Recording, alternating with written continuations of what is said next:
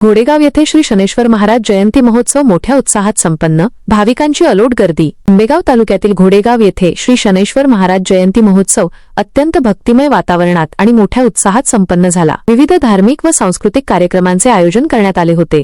या सर्व कार्यक्रमांची सांगता अत्यंत यशस्वीरित्या झाली असल्याची माहिती देवस्थानचे अध्यक्ष रवींद्र करपे यांनी दिली। श्री शनेश्वर महाराजांच्या प्रतिमेची व अलंकारांची भव्य शोभायात्रा काढण्यात आली। या शोभायात्रेचे विशेष आकर्षण ठरलेले हिंदुराजा महाकाल अघोरी तांडव पाहण्यासाठी पंचक्रोशीतील नागरिकांनी रस्त्याच्या दुतर्फा प्रचंड गर्दी केली होती। अंगावर रोमांच उभे करणाऱ्या या तांडव सादरीकरणाने सर्वांचे लक्ष वेधून घेतले। सायंकाळी श्री शनेश्वर महाराज जन्मोत्सव सोहळा आणि भव्य महाआरती संपन्न झाली। या सोहळ्याला श्री क्षेत्र भीमाशंकर येथील ठाणापती महंत दयाशंकरपुरी महाराज, ठाणापती महंत दत्तगिरी महाराज, महंत रुद्रगिरीजी महाराज, महंत भास्करगिरीजी महाराज आणि डिंभा येथील महंत गणेशगिरीजी महाराज या वंदनीय साधुसंत महंतांची प्रमुख उपस्थिती लाभली होती। त्यांच्या उपस्थितीने सोहळ्याचे पावित्र्य आणखी वाढले। जन्मोत्सव आणि महाआरतीनंतर सायंकाळी 7 वाजल्यापासून महाप्रसादाचे वाटप करण्यात आले। हजारो भाविक भक्तांनी महाप्रसादाचा लाभ घेतला।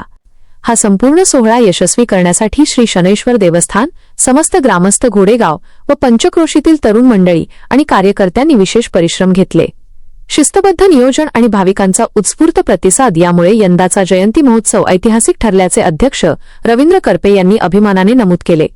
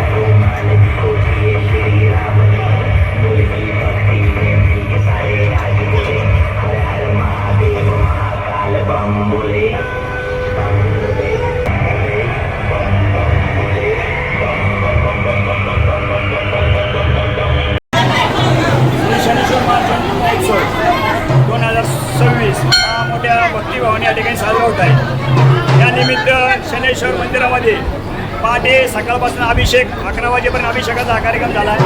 11 नंतर प्रास्ताविक भजन मंडळ, त्यानंतर महाराजांच्या अलंकाराची आणि प्रतिमेची महामिरवणूक अशी होती शोभायात्रा।